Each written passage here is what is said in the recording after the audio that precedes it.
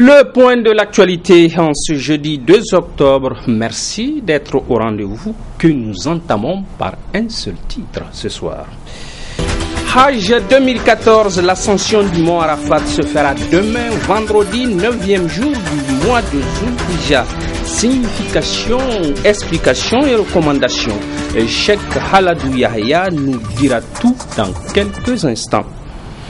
Passé le sommaire, venons-en donc au détail. Mesdames, Messieurs, bonsoir et bienvenue au journal.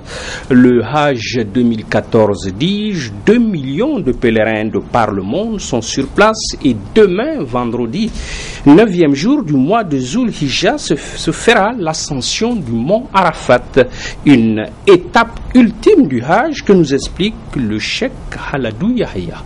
Nous l'écoutons. Le mois de Zulhijja, c'est le mois qui consacre le Hajj en tant que pilier de l'islam, et Allah subhanahu wa ta'ala a parlé dans le Saint-Coran de l'importance de ce mois. Il a parlé surtout de la première décade de ce mois, et le prophète Mohammed sallallahu alayhi wa sallam disait: il n'y a pas de jour pendant lesquels les bonnes œuvres sont plus aimées d'Allah subhanahu wa ta'ala, auprès d'Allah subhanahu wa ta'ala, que les œuvres bonnes qui sont accomplies pendant ce mois. Et pendant cette décade, il y a également le jeûne de la journée de Arafat, pendant que les pèlerins seront tous ensemble à Arafat, la journée de Arafat, pour les fidèles qui n'ont pas pu se rendre dans le cadre du Hajj, du pèlerinage. Donc, elle peut observer un jeûne de la Sunna, le jour de la journée de Arafat.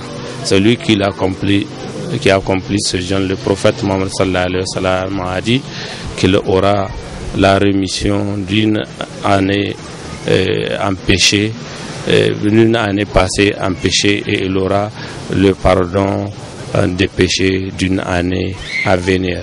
Donc c'est très important d'observer. Dans l'univers des médias, un nouveau réseau de journalistes est né, celui de la promotion de la paix et de la culture islamique. Sitonné est déjà à pied d'œuvre en organisant une journée de salubrité aujourd'hui même dans l'enceinte de la grande mosquée de Niamey. On ne peut mieux dépiter, me diriez-vous. C'est un reportage signé Youssouf Omar et Ibrahim Abdou.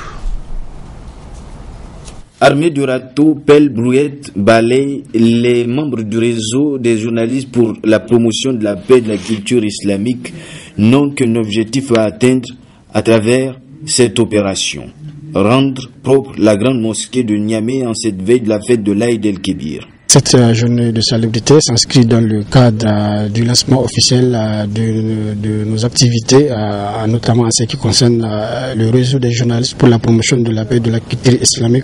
Ça s'inscrit également dans le cadre de la fête de Tabaski.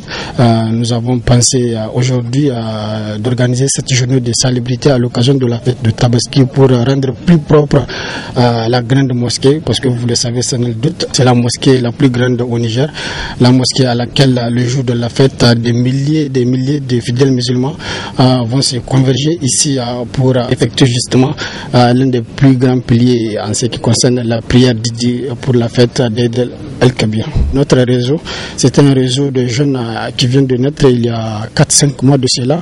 C'est une organisation à but non lucratif, un réseau qui œuvre dans le domaine islamique. Le réseau a eu le coup de main d'autres femmes engagées elles aussi à promouvoir la culture islamique.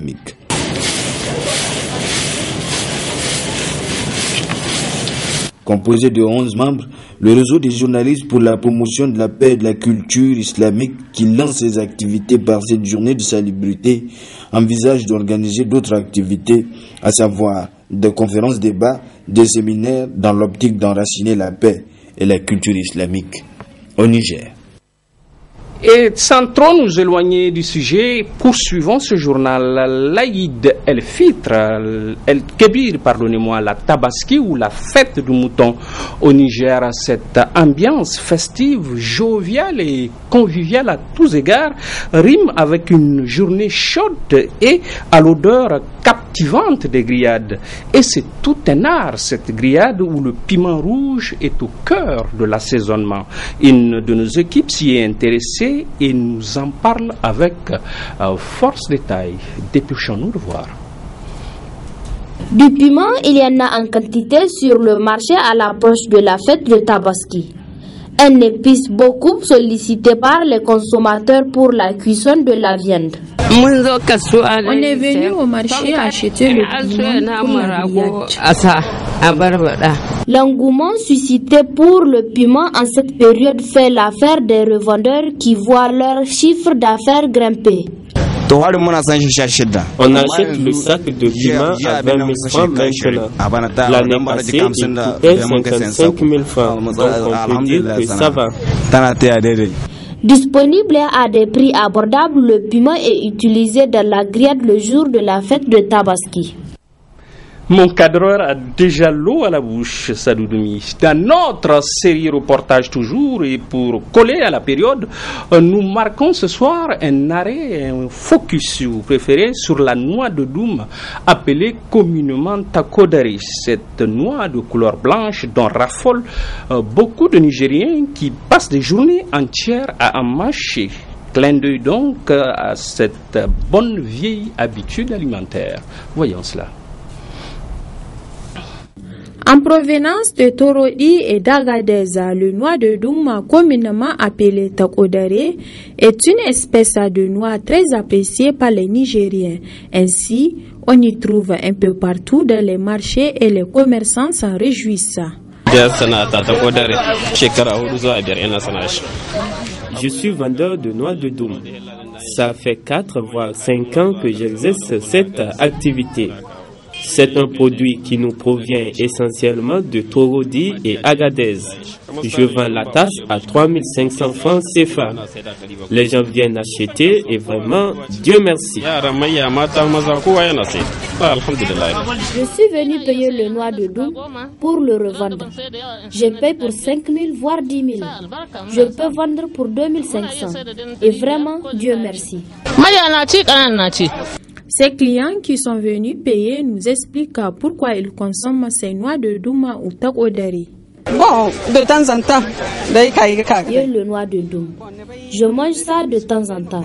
Juste un plaisir. Je consomme pour 500 par jour. Au Niger, le noix de Doum est beaucoup prisé par les Nigériens.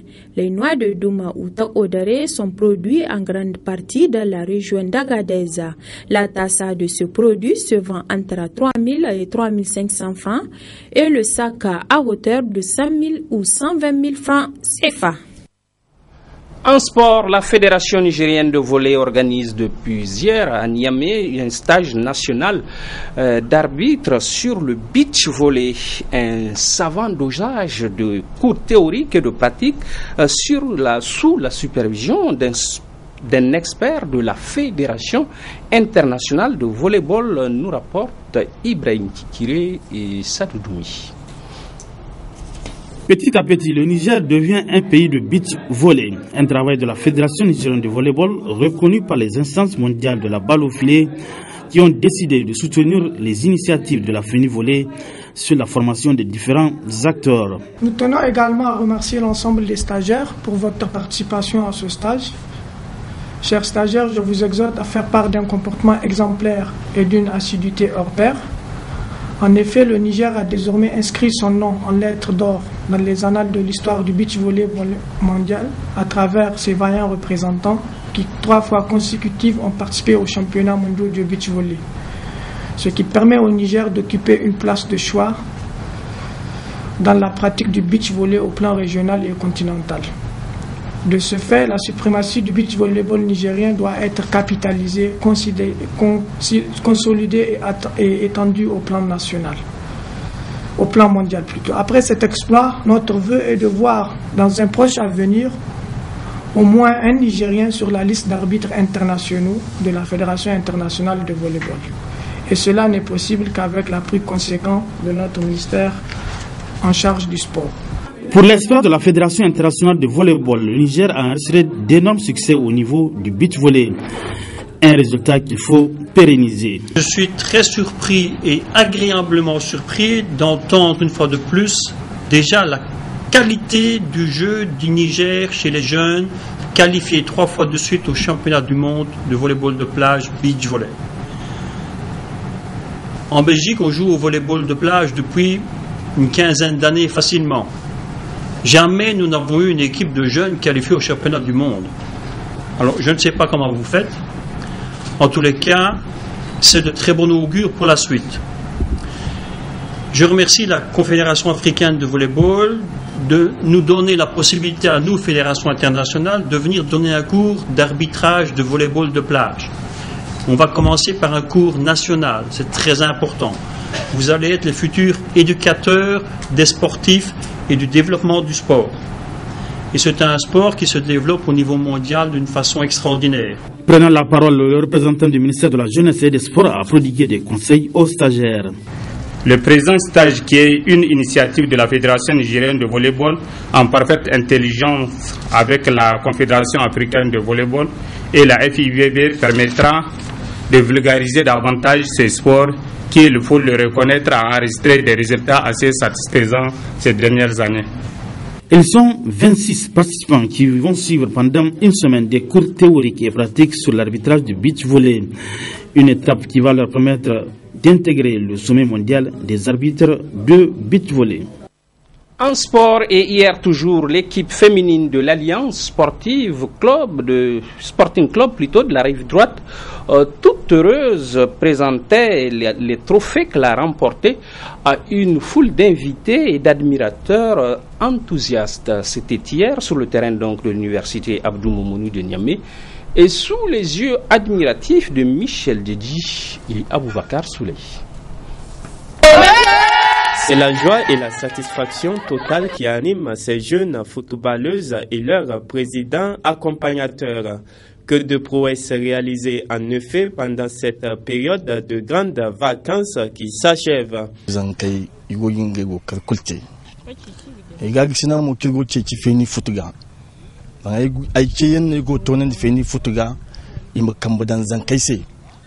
Les enfants font tout ce qu'elles peuvent et c'est pourquoi je lance un appel à la FENIFOOT afin qu'elle nous appuie dans ce que nous faisons. Elles ont remporté 2 coupes en un mois et c'est ce qui explique toute ma fierté. Notre projet, c'est de les aider à faire fructifier leur talent hors de nos frontières.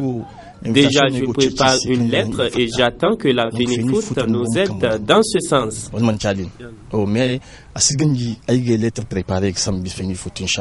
Soudées entre elles comme le veut l'esprit d'équipe, ces jeunes filles passionnées du ballon rond en trouvent leur plein épanouissement.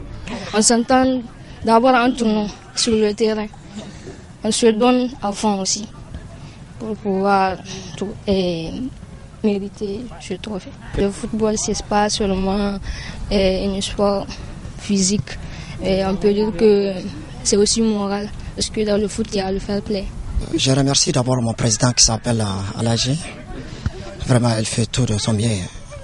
Depuis qu'il est venu, vraiment, ça n'a que du bonheur pour l'équipe. Vraiment, elle fait tout son possible pour avancer l'équipe. Et je l'encourage aussi.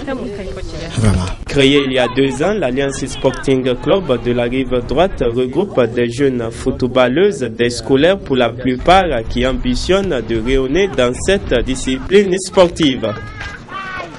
Avant de clore ce journal, l'honneur me choisit ce soir de vous présenter ce livre qui vient de paraître et intitulé Élections et participation politique au Niger, le cas de Maradi. C'est une contribution à l'analyse électorale en Afrique, une étude qui s'inscrit dans la thématique de la participation politique et qui continue d'être au cœur de la problématique du fonctionnement aussi bien des démocraties consolidées que celles en voie de consolidation. Donc c'est une œuvre d'Elisabeth Chérif, de nationalité nigérienne, diplômée de l'école doctorale de sciences politiques de Bordeaux en France et du département de sciences politiques de l'université d'Ibadan au Nigeria. Un bel ouvrage à lire et à faire lire. Je m'y suis mis déjà. Et c'est sur cette invite à lire et à mieux comprendre notre démocratie et son fonctionnement que s'achève ce journal.